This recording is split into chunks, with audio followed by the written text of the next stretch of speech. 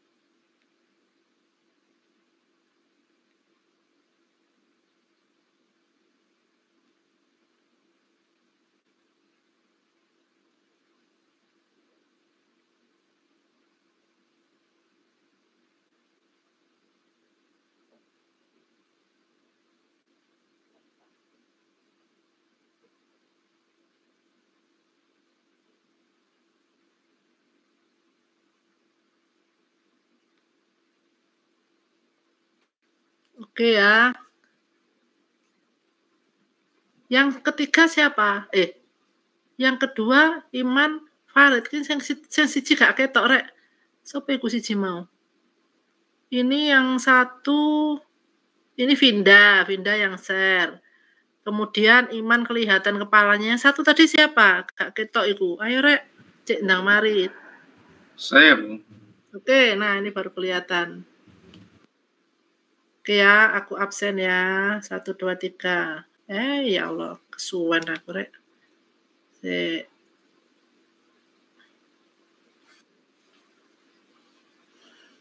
Pertama Vinda, Iman, Farid. Oke, bisa off cam ya. Aku mulai. Alhamdulillah. Assalamualaikum warahmatullahi wabarakatuh. Bertemu lagi di minggu keempat ya ini ya dari mata kuliah manajemen proyek. Di sini kita akan mempelajari konsep-konsep bagaimana sebuah proyek itu bisa dirawat ya atau bisa dijalankan. Karena fungsi dari manajemen itu mengatur, merawat, dan menjalankan. Nah, ini slide-nya yang ke-12 ya, dari kemarin kita mempelajari yang era industri gitu ya, dari era industri yang masih 4.0 sampai era pengetahuan. Nah,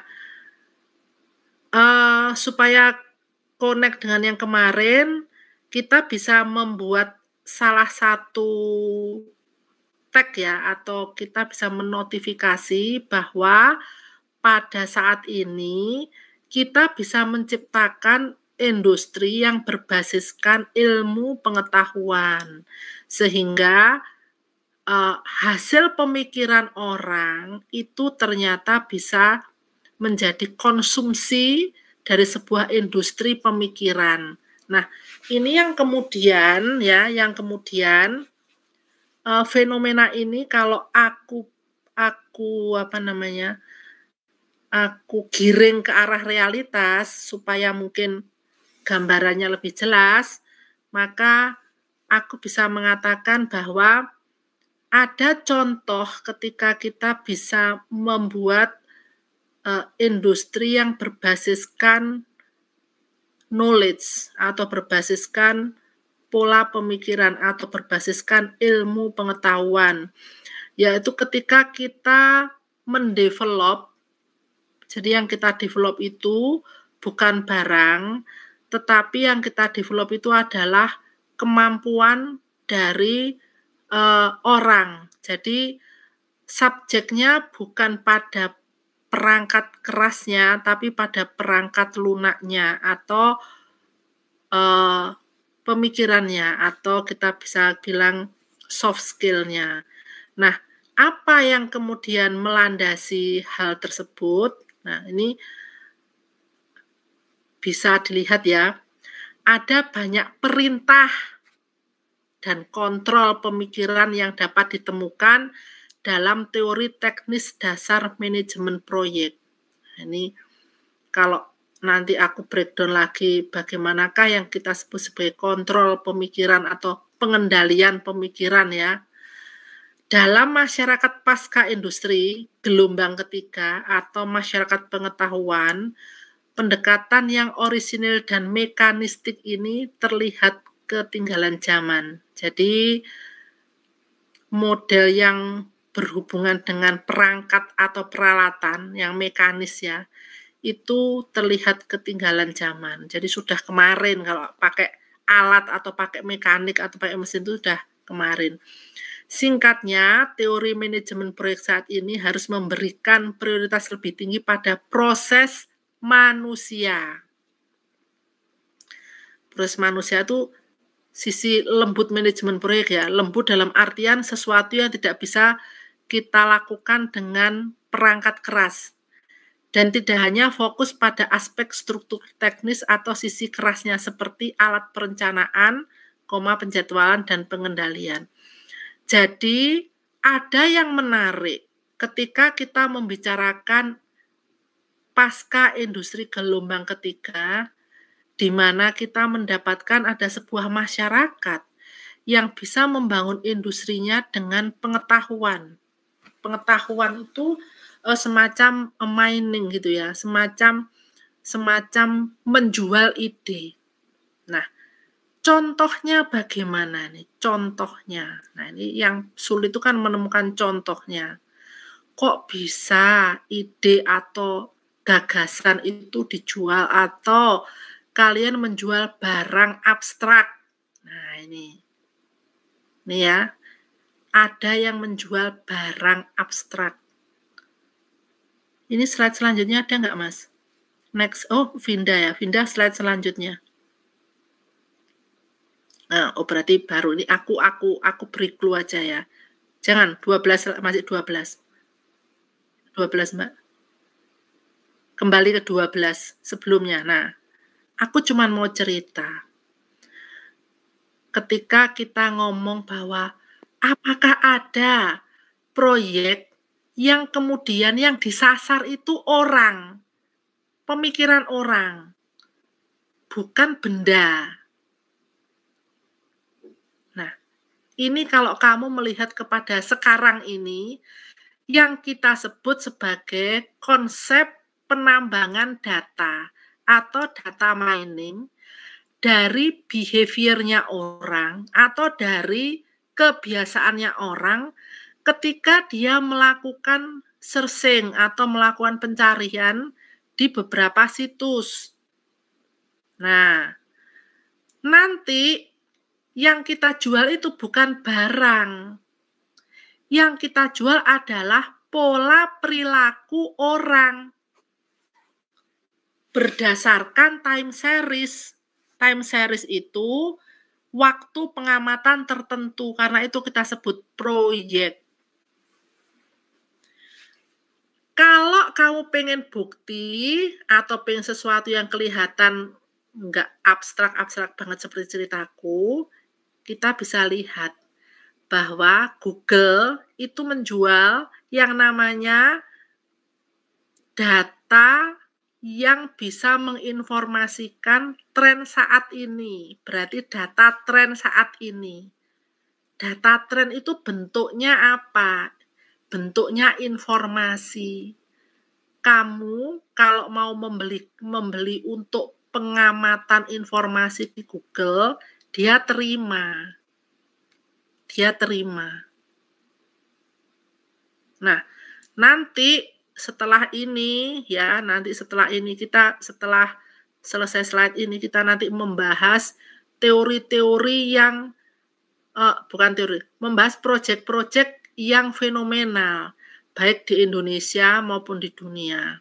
Nah, di sini orang akan melihat bahwa sebenarnya ketika era knowledge kamu nggak harus atau ketika kamu mempunyai sesuatu dalam tanda petik itu tidak selalu harus dalam bentuk fisik atau bentuk barang. kamu bisa menjual dalam bentuk tren atau bentuk sikap atau bentuk kelakuan yang diinginkan. Nah, kelakuan ini atau men-trigger kelakuan ini akan menghasilkan sebuah pola, ya, pola yang sistemik. Jadi sistemik itu mempunyai sistem. Polanya itu apa? Pola itu adalah gambaran, ya, pola gambaran yang menyebabkan orang itu terpengaruh akan satu hal. Dan ini bisa dibuat massal dan masif. Massal itu bersama-sama, barengan, ya, barengan. Dan masif itu banyak. Nah, ini contoh yang paling gampang itu ketika kita berada di era pandemi. Era pandemi itu titik balik orang menjual. Ketika orang berjualan apapun itu titik baliknya di pandemi. Jadi pada masa pandemi yang sekitar 2 tahun kemarin, saat kalian juga mengikuti perkuliahan, kita tahu bahwa ya, yang kita jual kebanyakan selain bahan makanan pokok, kita menjual hiburan. Ingat, podcast. Berarti yang dijual apa? Isinya podcast, perbincangan. Film-film pendek. Film pendek itu menceritakan gagasan atau keinginan orang yang tidak bisa disalurkan melalui realita, maka dia mengimajinasikan lewat film pendek. Yang terkenal siapa kemarin tuh? Orang Jogja itu, lupa saya, perempuan itu yang menjadi hit gitu ya. Nah, itu salah satu yang kemudian membuat orang itu berpikir bahwa ternyata aku bisa menimbulkan tren baru, menjual yang disebut ide, gagasan, cerita, dan itu bukan barang. Butejo, nah baru inget nih, kita eling-eling dengan sangat. Cerita yang ada sosok Butejonya, itu kemarin cerita apa ya, pokoknya seru karena Butejonya. Nah, sosok ini sampai bisa dijual, untuk apa? Untuk iklan obat. Kalau kita sering main atau lihat-lihat TV-TV yang normatif itu ya, bukan TV-TV yang internet, kita bisa lihat sosok Butejo itu berada di situ. Ya, jadi kita tahu ternyata mereka yang berada di sana menjual kepada kita cerita. Cerita itu dalam konteks mengapa kok diminati orang, itu kan free ya. Free loh itu. Free. Diminati orang. Ternyata ketika orang membuat film itu dilepas saja, tidak berbayar alias free. Fungsinya apa? Mereka mendulang review, penonton ya, yang kemudian menjadi salah satu target market industri-industri yang bersifat barang. Apa itu? Ya tergantung yang membeli data itu siapa. Ada yang bersifat mungkin obat-obatan, kemudian ada yang fashion gitu ya. Semuanya itu menjadi salah satu sasaran. Nah, tapi kita tahu bahwa yang dijual itu bukan barang. Yang pertama kali yang dijual itu adalah behavior atau kebiasaan orang ketika dia mengunjungi satu situs atau satu tayangan atau satu hal yang kemudian kita sebut sebagai viral. Nah, hal-hal tersebut menyentuh sisi aspek dari orang, menyentuh sisi abstrak dari orang, dan apakah itu memiliki nilai ekonomis atau bisa menjadi sebuah daya tawar, ternyata bisa.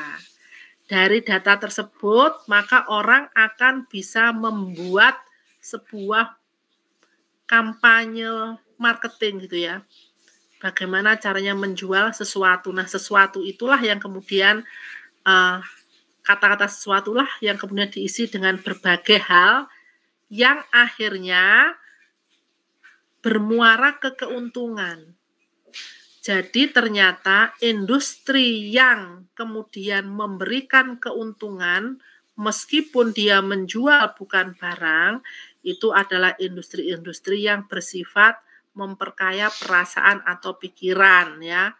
Jadi kalian tahu bahwa beberapa hal dari yang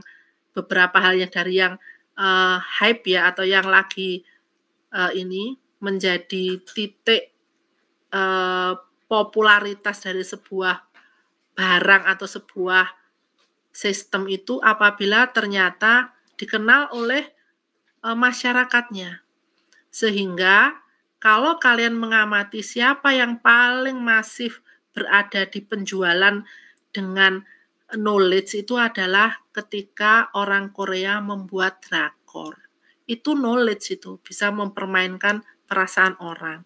Dan yang dijual apa? Lifestyle, dan yang dijual adalah rasa. Sehingga orang memiliki rasa yang fanatik terhadap BTS. Fanatiknya rasa terhadap BTS itu kemudian dilihat oleh tim marketing sehingga itu kemudian dijual kepada McDonald. Adakah yang ingat siapa yang mau memberikan opininya untuk ini ketika BTS menjadi salah satu sumber marketing yang paling menguntungkan pada era setelah pandemi dan kemudian dilirik oleh marketing? Apa fenomenanya? Apa yang kalian pernah lihat? Proyek apa yang pernah kalian lihat melibatkan popularitas BTS? Ada yang mau memberi opini dari Vinda, kemudian tadi siapa? Iman dan Farid. Apakah kamu jeli mengamati? Apakah kamu tahu? Aku mau bilang, Pak. Aku mau tanya dulu. Saya Bu izin jawab. Oke, siapa ini? Siapa namanya? Permisi Bu, saya Vinda izin. Oh, Vinda. Oke, Vinda. Apa Vinda? Untuk fenomena yang kemarin itu kolaborasi antara boyband BTS dan McDonald itu menjual BTS Meals, Bu. Personal brandingnya seperti wadah kemasannya diganti dengan serian dari logo BTS sendiri dan berwarna ungu. Oke, iya betul. Jadi ternyata yang ini ya, apa namanya, yang jeli itu kebanyakan memang cewek. Karena kamu apakah fans, apa namanya, fans BTS itu namanya apa? Lupa aku. Fans beratnya BTS itu loh, ada namanya sendiri. ARMY Bu ya? Iya, ARMY. Soalnya aku masalahnya bukan di BTS-nya, aku masalahnya loh kok McD ngeluarin warna ungu gitu ya. Ada lagi kah yang mempunyai contoh? Itu project loh, karena apa? Karena kan terbatas ya. Betul ya, terbatas ya. Bahkan itu bungkusnya yang dari kertas saja bisa harganya mahal. Itu Bu, ada lagi Saiman Bu sebelumnya. Saya mau berpendapat untuk itu Bu, Oreo sama Blackpink Bu. Itu juga mahal. Benar. Mereka menjual fanatisme Blackpink gitu ya? Iya Bu. Oke, Oreo dan Blackpink. Bagaimana yang kamu amati di lapangan? Itu Bu, karena itu kan juga menjual produk-produk dari Blackpink, khususnya brandnya itu Bu. Jadi kalau misalkan orang beli, akhirnya harganya dinaikkan karena dia kayak konsorsium gitu Bu, dengan produk Oreo-nya. Pada intinya yang dijual apanya sih? Pada intinya ketika pada intinya itu Bu, hypes-nya Bu. Hypes dari Blackpink. Dari Blackpink itu sendiri. Ya, Oreo-nya jadi warnanya black dan pink ya, itu. Iya Bu. Iya Bu, Walaupun yang warna makan pink. Oreo itu Padahal arek rasanya sama SD. aja. Oh, Iya. arek SD kan biasanya gak ngerti ya. Tapi gara-gara ada Blackpink akhirnya tumbuh market baru gitu ya. Remaja-remaja yang followernya drakor. Wah, ini cocok ini. Oke, berbasis knowledge ini. Jadi mengenhance sesuatu yang kelihatannya begitu-begitu saja ternyata bisa dikoppelkan sama barang ya yang dijual sehingga bisa bernilai lebih. Adakah contoh lain lagi? Mungkin nih Farid melengkapi.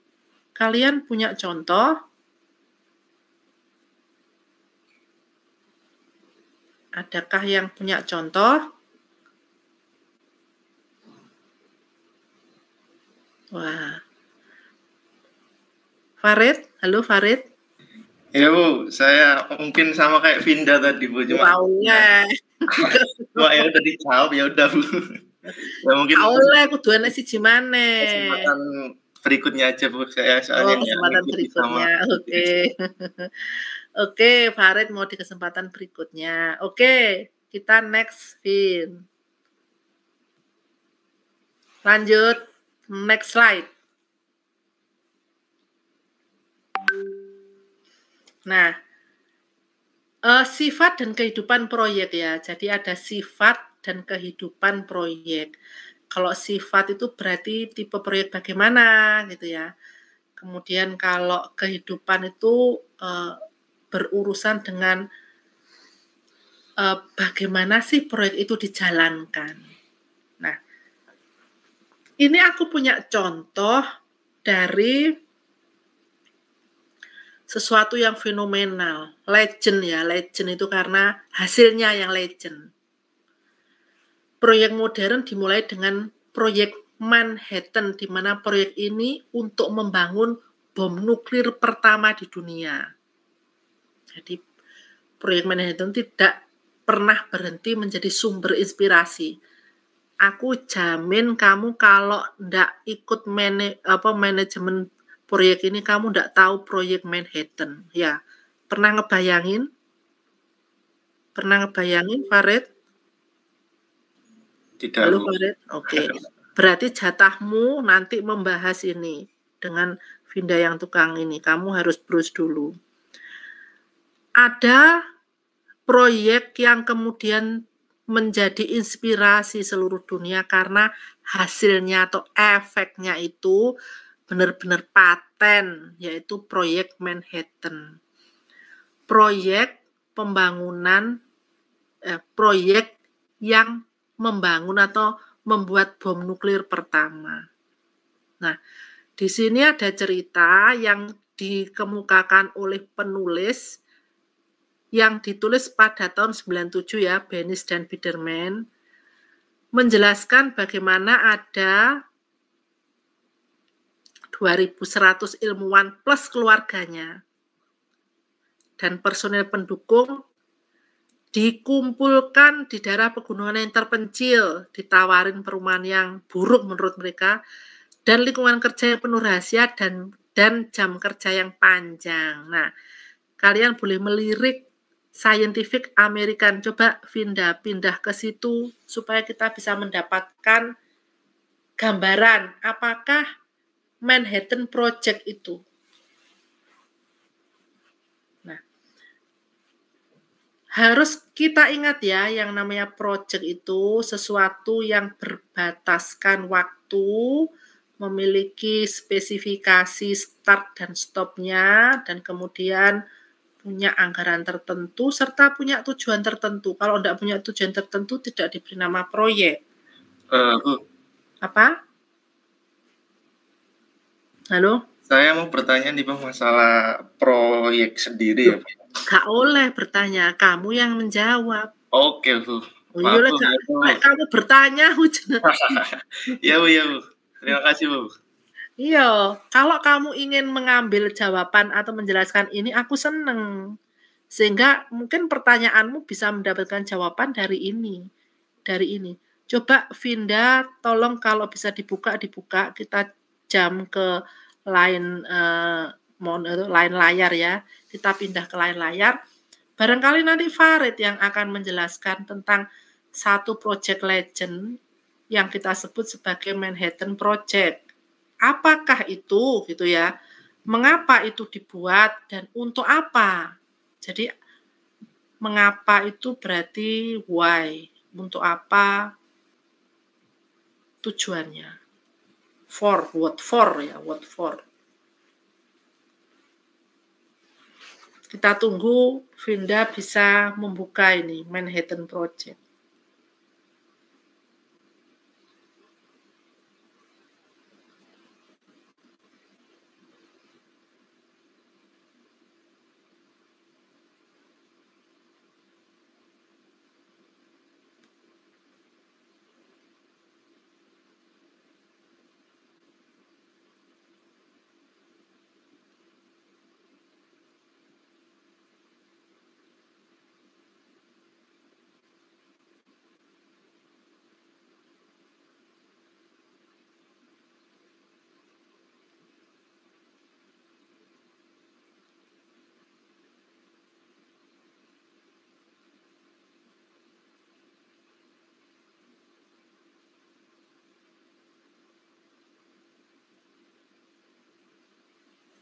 Oke, Farid, jatahmu karena kamu tinggal membaca. Ya, Bu. Your job. Manhattan Project apa itu? Nah, yo apa itu? Kau harus baca supaya kau bisa menjelaskan. Mosok di skip maneh, Rit? Enggak, saya coba dulu, Bu. Oke. Nah, yang lain-lain juga bisa kepo ya ini ya. Bom dalam Perang Dunia Kedua yang menghasilkan hasil bom di Jepang itu ya, Bu ya. Hiroshima dan Nagasaki ya, Bu ya. Bom atom yang menghancurkan dua kota terbesar di Jepang itu, Bu. Itu ya proyek Manhattan Project. Maksudnya itu ya, Bu ya.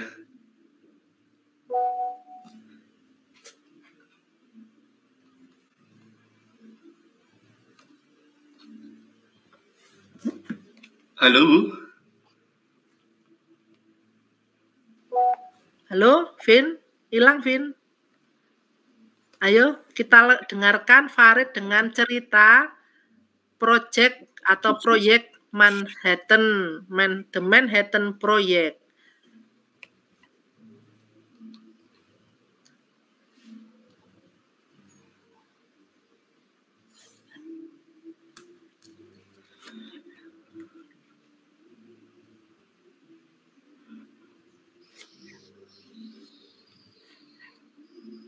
Jadi Manhattan Project ini adalah proyek dari Amerika Serikat yang merupakan proyek yang menyebabkan terjadinya ledakan bom di daerah Jepang, yaitu Hiroshima dan Nagasaki dalam Perang Dunia Kedua. Begitu, Bu.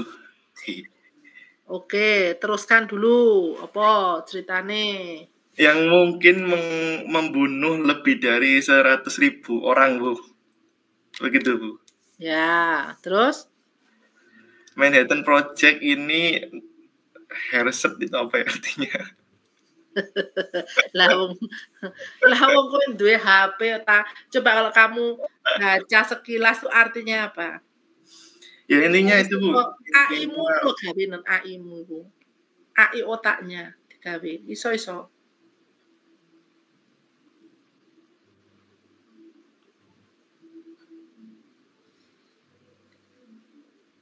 Intinya itu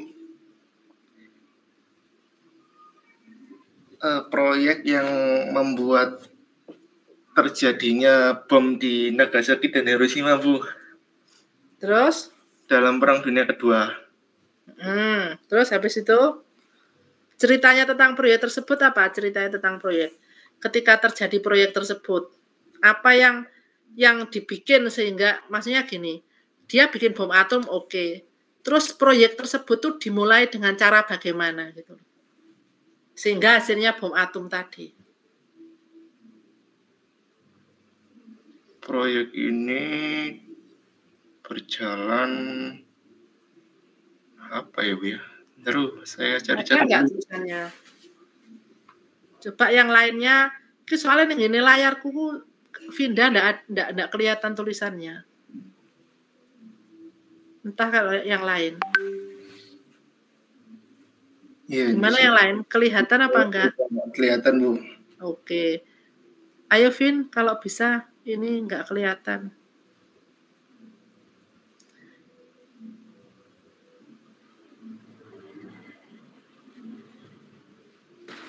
Permisi Bu, apa sudah kelihatan ya? Belum, aku belum. Yang lain bagaimana? Masih belum Bu.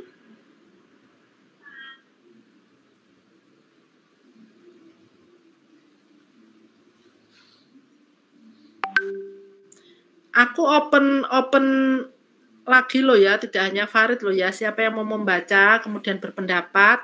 Ini tapi aku nunggu Farid dulu karena Farid itu Saya masih kurang apa ini Bu?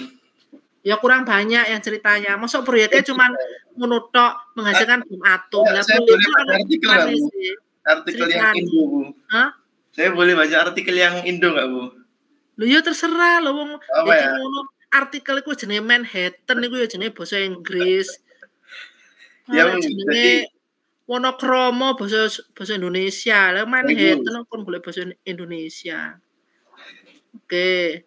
jadi Manhattan ini diklaim itu menghasilkan biaya mencapai 1,9 miliar dolar. Proyek ini bertujuan untuk mempersenjatai Amerika Serikat dalam menghadapi ancaman dari Jerman dan sekutunya yaitu Jepang di Perang Dunia Kedua, Bu.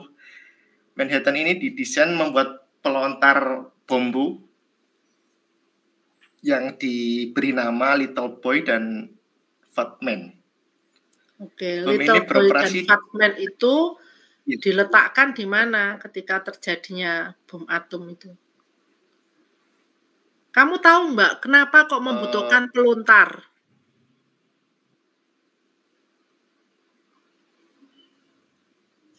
Nggak ada di sini, tapi bisa kan dipikirkan. dilontarkan, Bu. Kok nggak dijatuhkan? Iya. Ayo aku Yang namanya nuklir, bom nuklir kan dilontarkan, Bu, kayak loh, lah yo lek dilontarkan bosone Jawa dibandemno. Kamu tahu nggak caranya melepaskan bom nuklir dengan apa? Yang ceritanya ini. Bom atom Hiroshima Nagasaki itu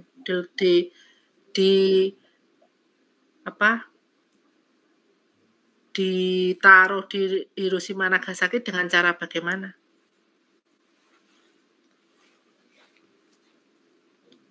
ya mungkin sudah dihitungkan Bu sudut setelah kamu ngebayangkan Farid, kamu membayangkan dilontarkan itu apa dibandemno atau ke Amerika ngono ta? Bayanganmu ya apa carane ngebom iku? Kita bermain logika loh di sini. Iya Bu ya. Ada yang bantu itu nggak nih teman-teman? Bantu jawab ngebomnya itu kayak gimana? Nah, kon biyen pas sekolah SD ku gak diajari ta. Tapi memang poin ini sebentar. Poin ini adalah 100% logical thinking. Nggak pernah ada di buku-buku mengajari caranya detail karena apa? Secara logika orang itu sudah tahu gitu loh. Tidak perlu diterangkan dengan detail sekali, tetapi secara logika itu sudah tahu mengapa mereka membuat proyek pelontar bom atom. Wes, mengapa itu pertanyaannya. Itu bagian dari kita mempelajari manajemen proyek. Tujuannya mengebom Nagasaki Hiroshima. Biar menang perang, Bu, biar kalau melontarku ya gak menang perang, urusan teknis iku. Permisi Bu, saya mau menjawab. Siapa ini? Saya Novenda Putri Alfarani. Novenda, oke. Gimana Novenda? Iya, tadi kan Bu Oki bertanya kenapa bom nuklir itu dilontarkan tapi tidak dijatuhkan. Ya. Nah, saya teringat kejadian bom atom yang pernah dijatuhkan di Hiroshima di Jepang pada tahun 1945 itu kan bom banyak mengandung uranium ya Bu. Ya, kalau Uranium atom itu kan sangat uranium. berbahaya. Jadi Ya, gelombang kejut, panas, sama radiasinya itu sangat berbahaya bagi manusia yang ada di sekitarnya. oke. Nah, menurut saya kok misal dijatuhkan, dampak dari orang yang menjatuhkan pun itu akan kena juga. Jadi itu akan Nah, berpengaruh. ini bener iki. Yo iki maksudnya gak perlu diomong-omong no detail. Ya memang dia dilontarkan atau disawatno. Cek sing dadi pesawate ku sing melompat bagian bawah bom itu ndak kena. Lah kalau dia dijatuhin langsung lah nampek ke dia, ke yang bawa itu. Bener, Novenda. Bagus logikamu. Oke, berarti kita selesai dengan proyek Manhattan. Jadi proyek Manhattan itu benar karena sudah ditulis di situ, Farid tinggal membaca tentang bom atom. Ya emang iya. Yang menjadi pertanyaan, bom atom yang bagaimana yang dibikin di proyek itu, gitu kan. Cerita Novenda itu melengkapi. Oke? Paham yang lainnya? Oke Bu, lanjut Bu. Farid, ini kan poso ta gak? Puasa nih Bu. Kok kita wis lupet semangat Bu. kalah Novenda, kok kalah 1-0 sama gadis yang nggak pernah main game tembak-tembakan. Ya, terima kasih Novenda. Lanjut Bu. Kita kembali ke slide ya. Ini kamu bisa nanti kamu bisa lihat lanjutannya. Aku hanya men-triggermu untuk berpikir tentang yang namanya proyek. Jangan lupa proyek itu pasti punya anggaran. Tadi sudah disebutkan karena sudah ada tulisannya di situ. Dan membuat apa sudah ada. Tujuan dari yang dibuat itu sudah ada. Ngebom. Nah, ternyata satu hal, kenapa butuh pelontar itu yang aku tanyakan ya memang kalau dia cuma dijatuhin doang pesawatnya sing nggawa iku ya kena gelombang kembali itu gelombang kejut dari bom atom pertama yang kemudian menjadi fenomenal karena berhasil membungkam Perang Dunia Kedua. Nah, sekarang pertanyaannya apakah ada Perang Dunia Ketiga gitu ya? Oke, Vinda, tidak kelihatan lagi slide-nya.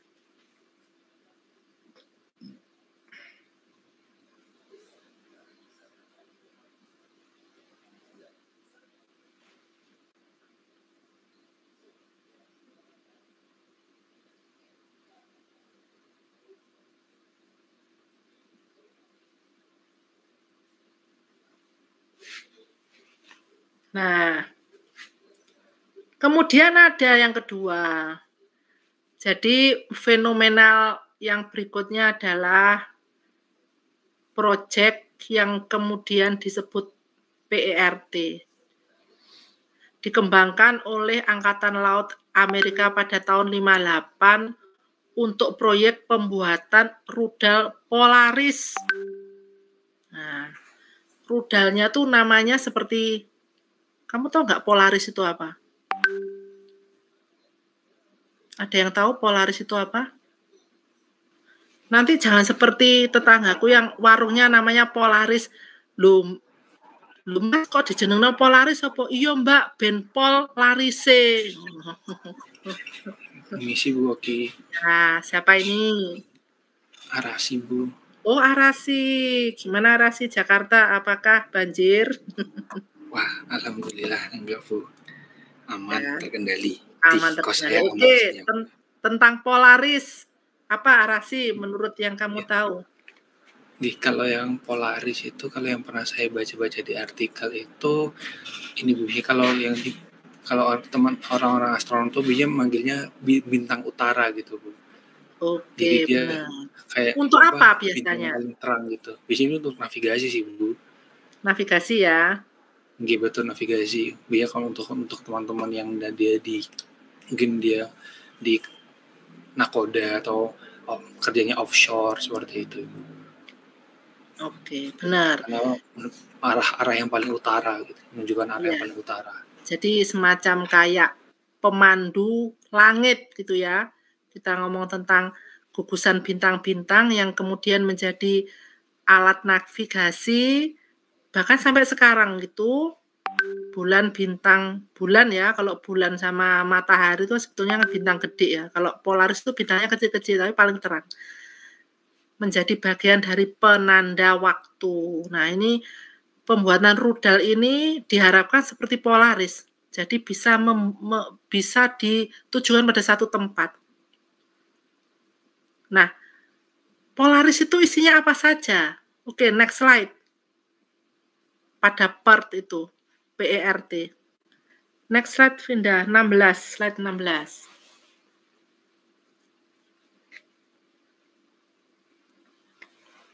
Sudah Bu, slide 16. Oke. Yang namanya PERT itu Program Evaluation and Review Technique Chart. Ternyata itu urusan chart. Chart itu kan sebetulnya ya, chart itu ya chart gitu doang ya. Alat manajemen visual. Zaman dulu itu memang nggak ada Trello dan lain-lain. Yang digunakan untuk memetakan dan melacak tugas dan garis waktunya. Metodologi PERT chart dikembangkan oleh Angkatan Laut Amerika pada 50-an untuk mengelola proyek kapal selam rudal Polaris. Nah, jadi ternyata yang disebut PRT itu adalah sebuah tabel, teknik pentabelan atau teknik untuk mengetahui perkembangan proyek kapal selam rudal Polaris. Merupakan diagram aritmetika yang digunakan untuk menemukan himpunan jalur kritis. Jadi ada di situ kalau sudah diisi data bisa menemukan critical path-nya atau jalur-jalur kritis yang sangat dihindari ya, supaya tidak terlalu banyak. Bahkan dalam PERT chart menggunakan simpul atau nodes, umumnya divisualisasikan dalam bentuk persegi panjang atau lingkaran. Itu kalau sekarang sudah banyak ya untuk manajemen proyek itu. Untuk mewakili aktivitas dan pencapaian di seluruh proyek. Node ini nantinya akan dihubungkan oleh garis panah atau arrow yang mewakili berbagai aktivitas yang perlu diselesaikan. PERT chart tetap efektif digunakan oleh para project manager. Nah, ini awalnya ada istilah project manager, di mana project manager ini mempergunakan sebuah chart yang disebut PERT untuk melakukan pengawasan atau pengontrolan pada proyek rudal tersebut. Jadi di sini digunakan untuk membuat penjadwalan yang realistik dengan menetapkan status perkiraan untuk tiap-tiap durasi. Ada optimistic time, ada most likely time, dan pessimistic time. Nah, PERT itu mempertimbangkan tentang hal itu. Jadi ini tahun 50-an di mana kita belum mengenal teknologi informasi ya seperti hari ini. Ada salah satu proyek yang mengawali atau menginisiasi. Kalau sekarang sih sudah banyak banget. Menginisiasi timbulnya sebuah model pengawasan dengan konsep manajemen visual. Nah, ini konsepnya ini yang menjadi beda, bukan konsep tulis-menulis lagi ya. Dengan mempertimbangkan durasi waktu, ada waktu optimis, ada most likely time, ya, dan ada waktu pesimisnya. Nah, dengan adanya 3 waktu tersebut, maka proyek dengan chart tersebut bisa digunakan untuk mendapatkan waktu kegiatan yang diharapkan. Sehingga hasilnya menjadi maksimal. Oke, next. Slide berikutnya. Nah, setelah kita menelaah ada 2 proyek yang semuanya berurusan sama pembunuhan ya. Ada proyek rudal Polaris ya, berarti ujung-ujungnya membunuh orang. Proyek bom atom itu jelas membunuh orang. Ternyata di awal-awal kebangkitan yang namanya proyek, itu adalah proyek riset yang terkait dengan militer. Proyek riset yang terkait dengan militer. Tidak pernah kita lupakan pula proyek awal atau inisiasi timbulnya wireless teknologi ketika tentara Amerika itu menemukan ilmuwan yang bergabung di US Army itu menemukan konsep pemakaian pita lebar atau yang disebut dengan spread spectrum. Spread spectrum itu awal timbulnya CDMA atau kita bisa mengatakan pemakaian bandwidth yang lebar. Jadi awal dari sesuatu teknologi biasanya diinisiasi di urusan militer dulu gitu ya. Sehingga orang ketika sudah menemukan adonan yang pas lah gitu, baru kemudian dimasukkan ke ranah publik untuk konsumsi umum. Nah, karena yang rudal-rudal itu juga tidak mungkin kita gunakan untuk sesuatu yang sifatnya bukan perang, maka konsepnya yang terambil bukan rudalnya, yang terambil adalah chartnya. Nah, chart tersebut kemudian bisa digunakan untuk menentukan siklus hidup sebuah proyek. Nah, mengapa disebut hidup? Karena seperti organisme, proyek berkembang dan berubah terus-menerus. Proyek tersebut dikatakan memiliki fase-fase yang berbeda yang mereka lalui, kemudian berjumlah besar ya, yang kemudian disebut siklus hidup proyek. Nah, ini yang baru ini ya, siklus hidup proyek. Sesuatu yang harus kamu learning kembali. Oh, ternyata selain kita proyek itu mempunyai start dan stop waktu, kemudian ada tujuan, kemudian ada hasilnya, kemudian ada caranya, kemudian ada berapa banyak anggarannya, dan itu semua wajib terkait dengan satu yang disebut proyek itu. Proyek ternyata juga memiliki siklus hidup. Nah, ini siklus hidupnya apa? Kita lihat ke slide berikutnya. Nah, siklus hidup proyek dari lahir sampai selesai ternyata ada beberapa hal yang diunggah teorinya oleh kubu-kubu yang berbeda ya. Ini yang pertama ditulis oleh Tamhen dan Wilmon tahun 75. Siklus hidup proyek meliputi 4. Ada proyek formation, kemudian ada proyek build up, kemudian ada main program fase, kemudian ada fase out. Nah, ini 4 di mana dari awal sampai akhir proyeknya ada siklusnya 4 itu. Kemudian ada Adam dan Ban, itu juga punya teori tentang proyek, tentang siklusnya proyek. Yang pertama disebut conceptualization, ada konsepnya. Konsep dulu ya, semua itu ada konsepnya. Jadi nggak langsung gas gitu ya, dikonsep dulu. Setelah ada konsepnya, ada perencanaannya, planning. Jadi konsep itu berarti global, belum perencanaan yang detail. Kalau enggak ada konsep, kamu enggak bisa nge-planning. Nah, kalau enggak ada planning, kamu enggak bisa beranjak ke execution. Setelah dieksekusi, harus ada waktu selesai atau termination. Ini adalah siklus hidup berikutnya yang ditawarkan oleh Adam and Barn. Apakah ada lain? Next slide.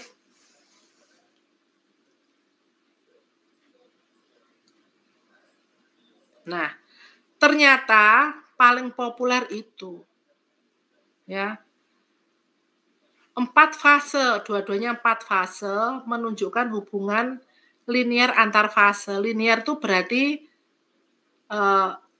sama ya, atau kita ngomongkan seri. Seri itu urut. Urut itu ya nggak boleh dilewati. Seperti konseptual tadi, konsepnya dulu diajukan. Kemudian yang kedua rencana, ayo rencananya apa. Setelah rencananya mateng, dijalankan, dieksekusi, baru kita bisa bilang selesai. Nah, ternyata fase ini akan jarang terjadi dalam proyek penelitian karena adanya ketidakpastian dalam mengantisipasi penelitian akhir dengan jelas hasil dan proses untuk mencapainya. Dalam riset itu ternyata hubungan linear itu jarang terjadi karena banyak hal yang tidak linear. Ternyata perlu juga diinfokan bahwa proses linear itu dapat diinterrupt atau bahkan bisa dilakukan restart jika ketidakmampuan untuk mencapai hasil yang direncanakan dan gaya manajemen mungkin berbeda dari satu fase ke fase lainnya. Jadi boleh interrupt atau restart apabila kelihatannya kok gagal ya mencapai satu fase saja, yang dilalui kok ternyata tidak sama seperti yang diinginkan, dengan gaya manajemen yang tidak sama pula, maka proyek bisa di-interrupt atau di-restart. Ini khusus ketika kita menghadapi proyek yang sifatnya linear antar fase. Next.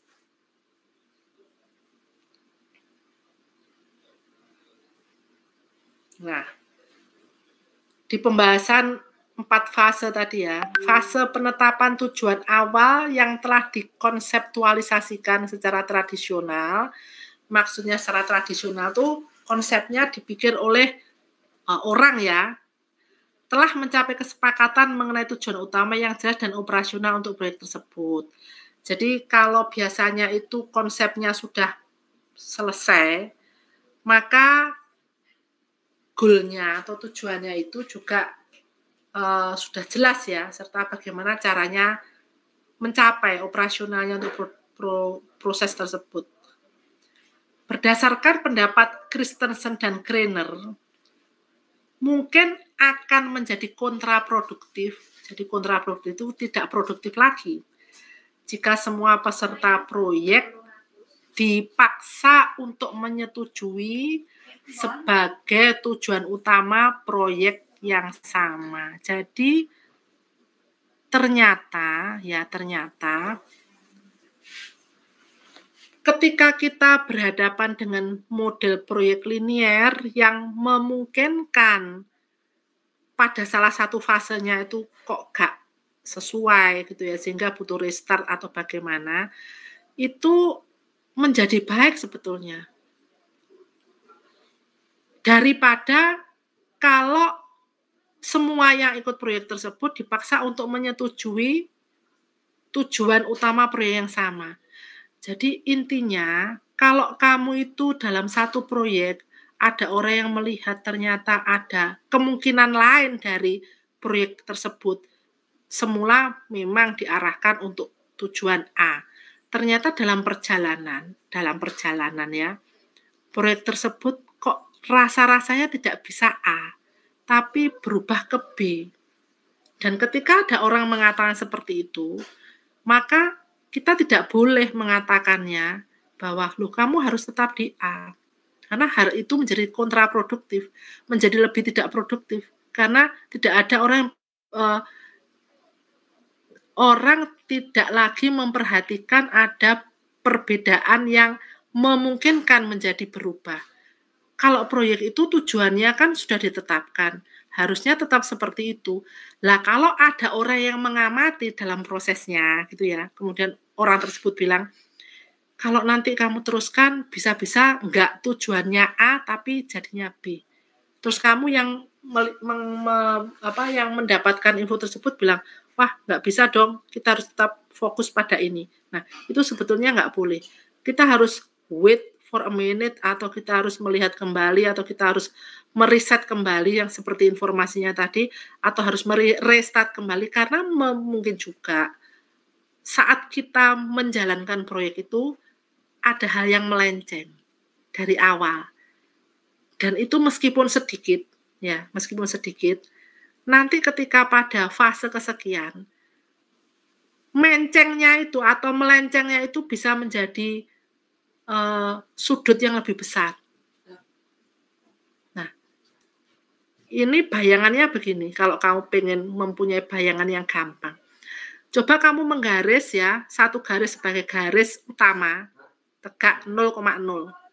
Kemudian kamu ambil sudut 1 derajat saja. Kamu tarik dari 0,0 ke arah mungkin panjangnya 12 cm. Maka kalian akan melihat ketika dia berada di 0,0, dia tidak kelihatan perbedaan antara garis pertama dan garis kedua. Tapi apabila kamu melihat ke ujung dari garis kedua yang sudah berjarak 12 cm, maka kamu akan lihat perbedaan signifikan dari garis center dan garis kedua. Itulah yang kita sebut sebagai hal-hal yang tidak sesuai dengan tujuan utama proyek. Sehingga kalau ada yang bilang, oh ini proyeknya tidak sesuai, ini nggak pas ini, dan seseorang untuk menyetujui semua, maka boleh jadi di perjalanannya yang mencapai 12 cm tadi, mereka baru tahu bahwa tujuannya tidak sama lagi, alias melenceng ya. Ke slide berikutnya. Fase proyek kedua adalah perencanaan. Biasanya menekankan kebutuhan untuk menghitung jadwal waktu dan waktu yang realistis. Rencana tentang apa yang dapat dicapai dengan mempertimbangkan waktu dan sumber daya yang tersedia. Nah, ini tadi terkait dengan yang pertama. Yang pertama konseptual ya. Jangan melarang dong kalau ada orang yang bisa melihat pada saat waktunya sekian lama atau dilakukan sekian lama nanti ada penyimpangan atau melenceng. Nah, yang kedua, fase kedua itu adalah perencanaan. Di mana di perencanaan ini orang menghitung durasi waktu, jadwal waktu, dan waktu yang realistis ya. Waktu realistis itu waktu di mana semua kemungkinan gagal itu dimasukkan juga sebagai parameter. Tidak hanya waktu yang tidak realistis. Kalau jadwal waktu itu bisa tidak realistis. Tapi kalau waktu yang realistis itu ada kemungkinan-kemungkinan gagal. Ini contohnya apa ini? Ini contohnya sangat gampang dan sudah pernah kalian lakoni, yaitu ketika kalian menuliskan proposal untuk final project. Di mana perencanaan itu adanya, itu loh, di paling akhir dari proposalmu ada kotak-kotak yang ada tulisannya bulan 1, 2, 3, 4, 5, 6. Apa namanya itu? Mas? Halo? Halo? Ya.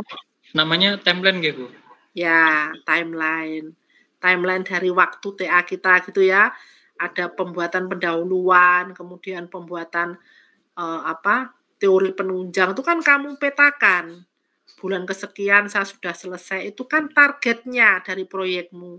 Kamu mentarget proyeknya itu selesai dalam waktu, kalau sekarang kamu ya berarti 1 tahun ya, enggak 1 tahun sih. Kalau kemarin sekitar Desember itu berarti ya 1 tahun kamu lulus. Kamu lulus kurang berapa bulan rencananya ini? Sesuai dengan timeline-mu. Siapa yang mau menjawab ini? Hanya untuk reminder. Siapa yang sudah menghitung lulusnya aku kapan gitu ya? Sekarang ada yang menghitung kamu berada pada fase perencanaan yang keberapa? Oh, Farid, saiki aku takut Farid ya sebagai member. Red, gimana Red? Halo Bu. Kamu sudah TA belum? Udah Bu. Oke. TA masuk jadwal yang mana ini?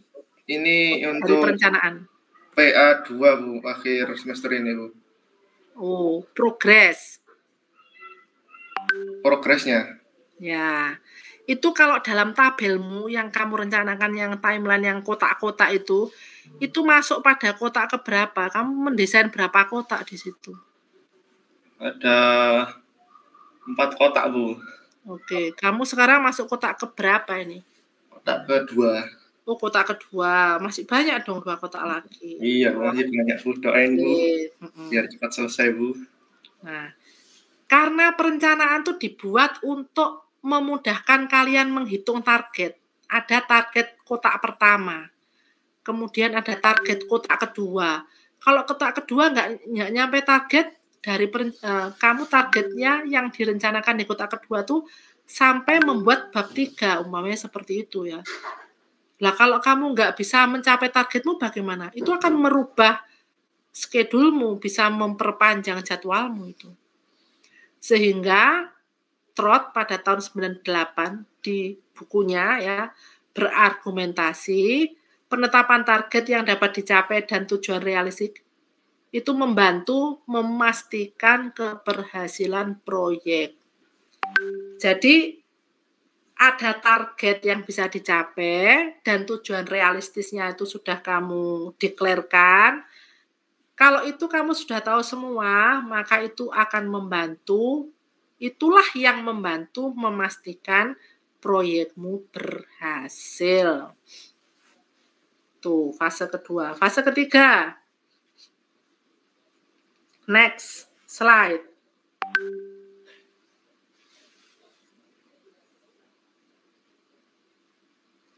Nah, peran manajemen dalam tahap ketiga berupa kebijaksanaan konvensional dengan bantuan efisiensi. Jadi melakukan efisiensi di sana-sini. Alat perencanaan bertindak sebagai blueprint proyek dan pelaksanaan idealnya dikurangi menjadi pengendalian agar hasil kerja tepat waktu dan sesuai anggaran. Jadi ketika yang poin ketiga itu adalah by balancing-nya ya, kita melakukan efisiensi. Dengan perencanaan itu bertindak sebagai blueprint. Blueprint itu cetak biru itu berarti patronnya ya, skenario-nya atau skemanya. Plus pelaksanaannya. Nah, yang paling ideal itu kondisi tersebut ya. Jadi ada yang kamu sebut sebagai fix gitu ya. Sesuatunya itu kalau bahasanya kita itu yo kadang dilebihkan, kadang dikurangkan gitu ya. Di sini menjadi dua hal itu dikurangi menjadi pengendalian. Pengendalian itu seperti kamu narik ulur layangan atau layang-layang. Kadang dinaikkan, kadang diturunkan. Tergantung dari situasinya. Agar hasil kerjanya itu tepat waktu dan sesuai anggaran. Jadi sulitnya itu di bab ini. Sulitnya ketika kita melaksanakan di lapangan. Next. Nah, yang keempat adalah penghentian proyek berfokus pada evaluasi hasil. Ketika termination selesai, proyeknya bagaimana nih? Apakah sesuai dengan targetnya? Apakah seperti yang diinginkan? Nah, cara tradisional untuk mengukur keberhasilan proyek adalah dengan mencoba menilai seberapa sesuai hasil akhir dengan tujuan awal proyek yang ditetapkan oleh proyek tersebut. Jadi kita buat tujuan awalnya apa, kalau di dalam TA-mu itu tujuanmu itu apa, dan apakah hasilnya itu sesuai dengan tujuanmu. Gampang kalau di TA-mu. TA-mu sudah memberi statement tujuannya apa, problemnya apa. Maka di hasil akhir bab 4 tersebut akan membicarakan yang pertama adalah melakukan review. Problemnya terjawab apa enggak? Kalau problemnya terjawab, maka apakah sesuai dengan tujuan yang diinginkan? Itulah 4 fase siklus kehidupan sebuah proyek. Jadi seperti itu adanya. Oke, kayaknya sudah habis ya, dan jamnya ini pas masih ada sisa 10 menit. Aku rasa kita bisa mengakhiri hari ini ya. Kalau Bu Oki mengakhiri hari ini, kamu memulai hari ini dan mengakhiri perkuliahan manajemen proyek. Sebagai yang ada di sini, aku tadi siang ya juga mengajar manajemen proyek di sesi offline ya dengan mahasiswa dari seluruh PENS ya. Tadi aku hanya bertemu dengan satu mahasiswa Telkom yang mengambil mata kuliah ini. Tapi aku banyak bertemu dengan mahasiswa LK, Gimtek, dan apa ya tadi itu? SPE. Nah, sekitar mungkin 60 orang. Topik bahasan ya plus minus lah karena kita memang berbeda ketika online. Tapi ada satu yang ingin aku sebutkan pada kalian bahwa mengapa kita mempelajari hal ini. Kalau kalian tahu pada masa lalu kita belajarnya namanya manajemen industri. Kok sekarang diganti proyek, bukan industri lagi. Ternyata fenomena yang hari ini, proyek itu menjadi sesuatu yang benar-benar organik ya, tumbuh di masyarakat. Karena sifat dan pekerjaan sudah berubah, tidak lagi seperti yang dulu. Jadi kalian yang berada di manapun, janganlah kamu merasa bekerja itu hanya karena kamu ikut sebuah perusahaan besar ya, sehingga kamu mengatakan aku bekerja di itu. Ketika kamu solo karir dan kamu mempunyai proyek, sesuatu yang mempunyai anggaran, berbasis waktu, dan kemudian ada tujuannya, dan memiliki proses, maka pada hakikatnya itu pekerjaan juga gitu loh, bukan tidak bekerja. Nah, terima kasih kepada tim share screen Vinda yang dari awal sampai akhir ya. Kemudian ada Iman dan Farid. Terima kasih juga untuk siapa ini yang tadi itu Novenda dan Arasi yang berpendapat tentang Polaris. Sama-sama Bu. Akhiri sore ini selamat menunaikan ibadah puasa dan semoga pas dengan semua kebutuhanmu ya. Masih lumayan untuk jeda cari takjil sampai waktunya Pak Widi. Ada kuliah lagi ya kayaknya. Kayaknya ada praktek ya. Kok ada praktek hari ini setelah aku?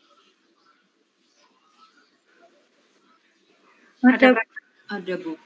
Ada Bu. Oke. Silahkan beristirahat menuju tempat takjil ya. Aku ucapkan selamat sore, mohon maaf lahir dan batin. Terima kasih atas atensinya terhadap semuanya. Assalamualaikum warahmatullahi wabarakatuh. Waalaikumsalam warahmatullahi wabarakatuh. Terima kasih. Terima kasih ya. Jangan lupa absen di etol. Waalaikumsalam Bu. Terima kasih Bu. Selamat berbuka rekan-rekan. Oke, see you ya. Aku matiin.